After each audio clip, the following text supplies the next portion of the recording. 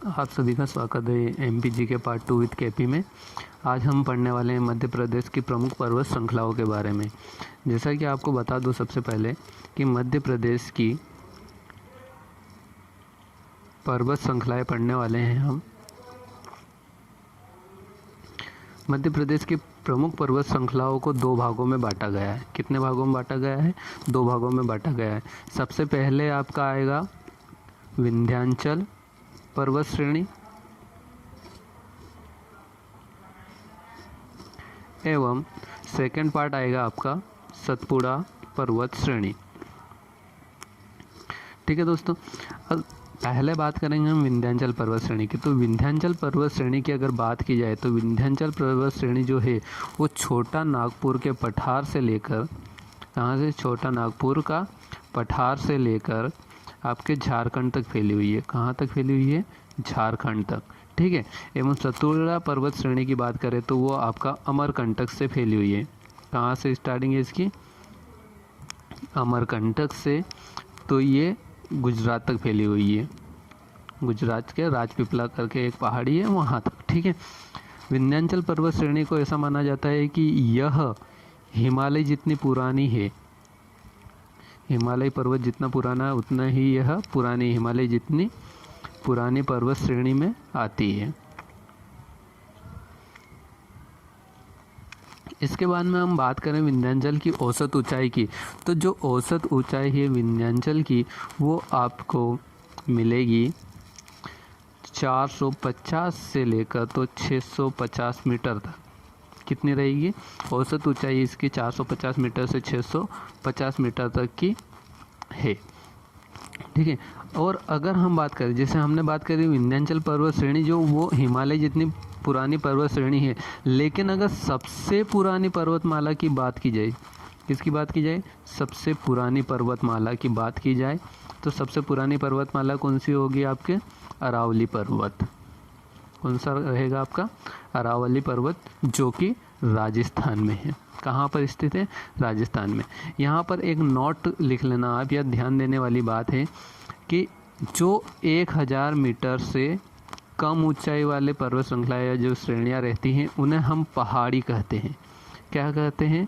पहाड़ी। जो 1000 मीटर से कम ऊंचाई होगी, और 1000 मीटर से ज़्यादा ऊंचाई वाली जो भी श्रेणियाँ रहेगी उन्हें हम पर्वत कहेंगे। ठीक है दोस्तों, चलो अब हम आगे बढ़ते हैं। सबसे पहले पढ़ते हैं विंध्याचल पर्वत श्रेणियों के बारे में। तो मैंने मैप ले लिया है, इसके द्वारा आपको जल्दी से आसानी से समझ में आ जाएगा। ठीक है। जैसे ये मैप में हमने बता दिया है कि ये जो एरिया दिख रहा है आपको यहाँ से, तो इतना इतना ये है आपका मालवा का पठार। जैसे पहले तो मैं पर्वत बना लेता हूँ यहाँ से, इधर नागपुर के पठार,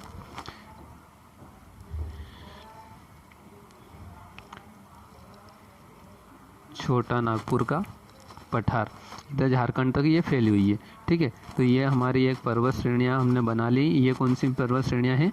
विंध्याचल की पर्वत श्रेणियाँ। ठीक है। आप भी जितनी कोशिश हो सके तो आप मैप से पढ़ने की कोशिश करें, क्योंकि मैप से पढ़ा हुआ जल्दी याद हो जाता है। ठीक है। अब सबसे पहले इधर की बात करें, ये वाले एरिया की। तो यहाँ पर आता है आपका मालवा का पठार। कौन सा आता है? मालवा का पठार। मालवा का पठार जो है, ये पहला पॉइंट ले लिया हमने। मालवा का पठार यह मध्य प्रदेश के 18 जिलों में फैला हुआ है। कितने जिलों में फैला हुआ? मध्य प्रदेश के 18 जिलों में फैला हुआ है। ठीक है। फिर उसके बाद में हम यहाँ देवास की बात करते हैं। तो देवास में भी पहाड़ियाँ है। विंध्याचल पर्वत श्रेणी की कुछ पहाड़ियाँ हैं। तो देवास की अगर बात करें तो देवास में है वैशाली की पहाड़ियाँ। कौन सी है? वैशाली की पहाड़ी। ठीक है, ये आप ध्यान रखिएगा। उसके बाद में देवास के बाद में थोड़ा सा हम इधर आते हैं, मतलब धार ज़िले की बात करें तो धार ज़िले में आपको जानापाव की पहाड़ी मिलेगी। कौन सी मिलेगी? जानापाव की पहाड़ी। यह धार में है एवं इस जानापाव की पहाड़ी से चंबल नदी का उद्गम है। किसका है उद्गम? चंबल नदी का उद्गम स्थल है। ठीक है। देवास के पास में यहाँ पर आपका इंदौर आ जाता है। ठीक है। तो इंदौर की अगर बात करें तो इंदौर में क्या है दोस्तों?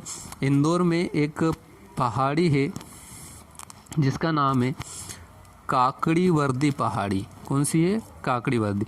यहाँ से जो शिप्रा नदी का उद्गम है, शिप्रा नदी यहीं से निकली है।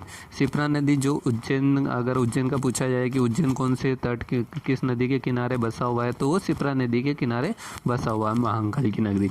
ठीक है, उसी के साथ साथ में वापस से हम यहाँ धार की ही बात करते हैं। तो धार में एक जगह आती है मांडव। कौन सी आती है? मांडव। तो यहाँ मांडव में मांडू की पहाड़ियाँ हैं। किसकी पहाड़ियाँ हैं?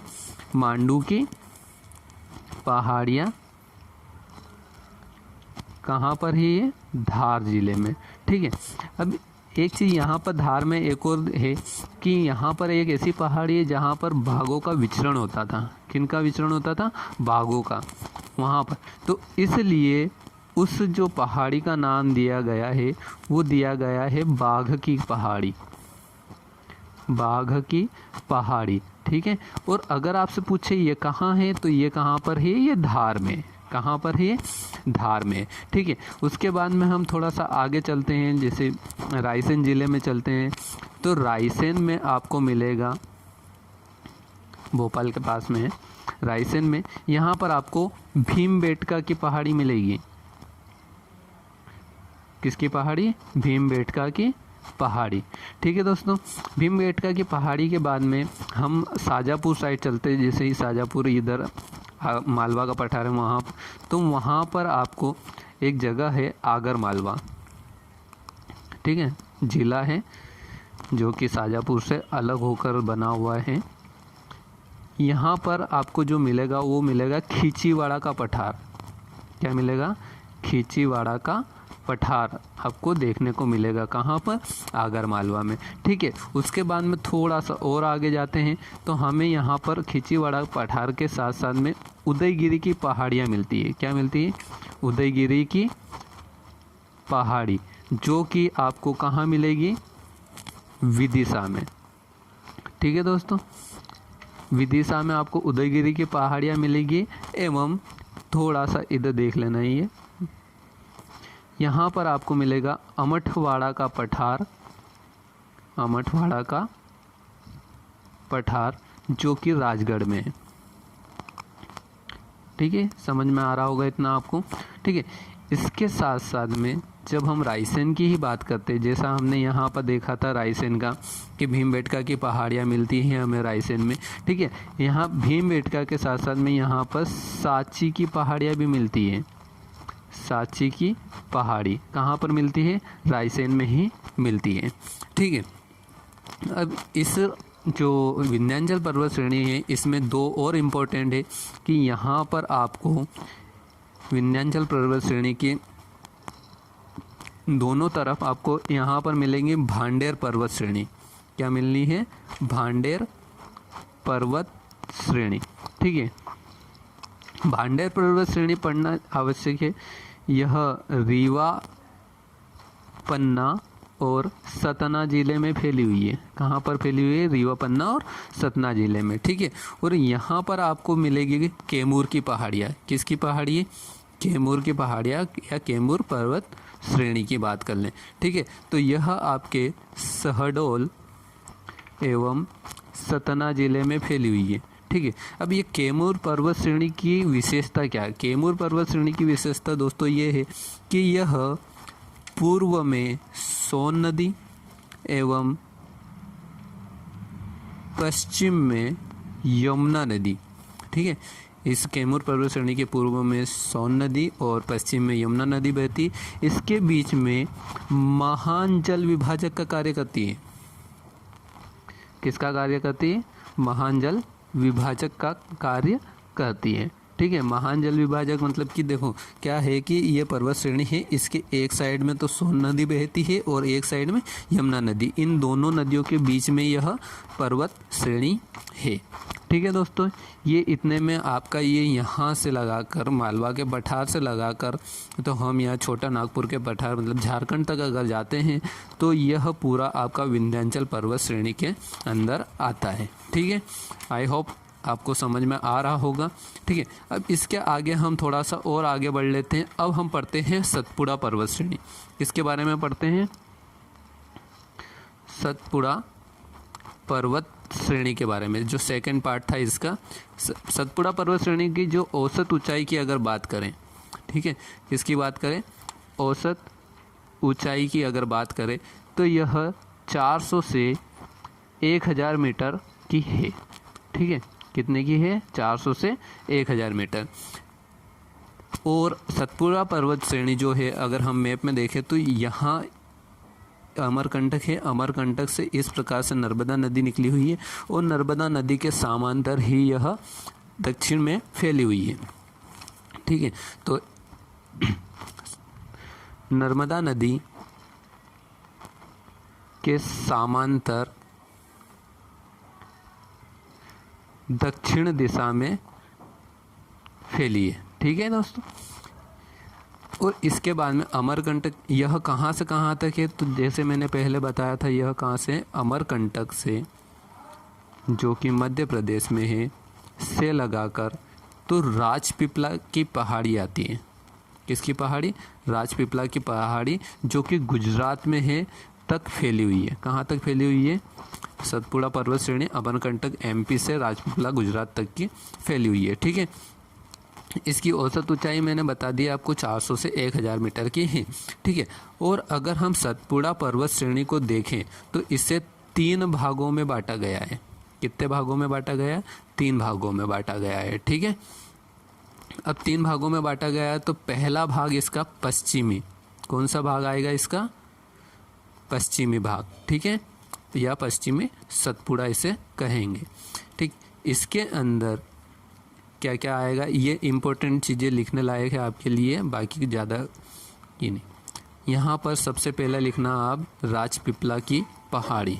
किसकी पहाड़ी, राजपीपला की पहाड़ी, जो कि गुजरात में स्थित है। ठीक है, उसके बाद में इसमें एक और चीज़ है इम्पोर्टेंट, अखरानी। जी हाँ, मैं कहाँ था, अखरानी की पहाड़ी तक। ठीक है, अखरानी की पहाड़ी जो कि बड़वानी में है। कहाँ पर है ये, बड़वानी, बड़वानी ज़िले में। उसके साथ साथ में पश्चिमी सतपुड़ा में और क्या आ जाएगा आपका, बीजागढ़ की पहाड़ी आ जाएगी। बीजागढ़ की पहाड़ी जो कि महाराष्ट्र में, कहाँ पर है, महाराष्ट्र में। ठीक है, उसके साथ साथ में यहाँ पर और ध्यान देने वाली चीज़ है कि असीरगढ़ की पहाड़ी भी इसी के अंदर आती है, जो कि बुरहानपुर में है। ठीक है, एवं बुरहानपुर का दर्रा, बुरहानपुर का दर्रा भी किसके अंदर आता है, पश्चिमी सतपुड़ा के अंदर आता है। ठीक है, इसी के अंदर स्थित है। अगर सेकंड हम बात करें पूर्वी सतपुड़ा की, अगर बात करते हैं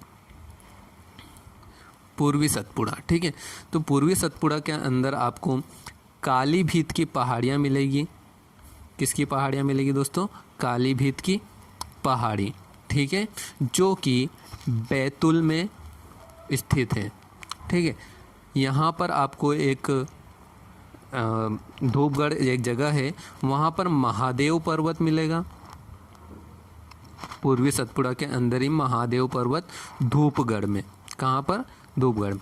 यह अति आवश्यक है धूपगढ़, क्योंकि यह मध्य प्रदेश की, अगर हम बात करें मध्य प्रदेश की सबसे ऊंची चोटी, क्या कहा, जो धूपगढ़ है वो क्या है, मध्य प्रदेश की सबसे ऊंची चोटी है, और इसकी जो ऊंचाई है वह 1350 मीटर है। ठीक है, और इसके साथ साथ में आपको पारसवाड़ा का पठार, जो कि सिवनी छिंदवाड़ा में स्थित है, भी यहीं इसी के अंदर आता है, पूर्वी सतपुड़ा के अंदर। ठीक है, फिर थर्ड वन आता है आपका मैकाल श्रेणी।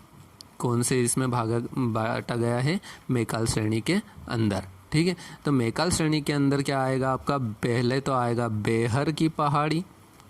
ठीक है, ध्यान रखिएगा ये चीज़, बेहर की पहाड़ी जो कि बालाघाट में है। ठीक है, और सबसे अति आवश्यक यहाँ सतपुड़ा पर्वत श्रेणी में मैकाल श्रेणी के अंदर जो आने वाली है वो है आपका पचमढ़ी। क्या है, पचमढ़ी, जो कि मध्य प्रदेश का एकमात्र हिल स्टेशन है। क्या है ये? Hill station. ठीक है, मध्य प्रदेश का एकमात्र। दोस्तों इसी के साथ में मध्य प्रदेश की प्रमुख पर्वत श्रृंखलाएं समाप्त होती। इस मैप में अगर मैं यहाँ पे बताना चाहूँ आपको, तो पश्चिमी सतपुड़ा की अगर बात करें, जैसे मैंने यहाँ बताया था नर्मदा नदी इस प्रकार से, तो पश्चिमी सतपुड़ा इधर की साइड में आ जाएगा। ठीक है, ये पश्चिमी सतपुड़ा आ जाएगा। एवं पूर्वी सतपुड़ा की बात करें तो पूर्वी सतपुड़ा इस वाले एरिया में आपका आएगा। ठीक है, इसी के साथ साथ में मैं अपना ये लेक्चर समाप्त करता हूँ।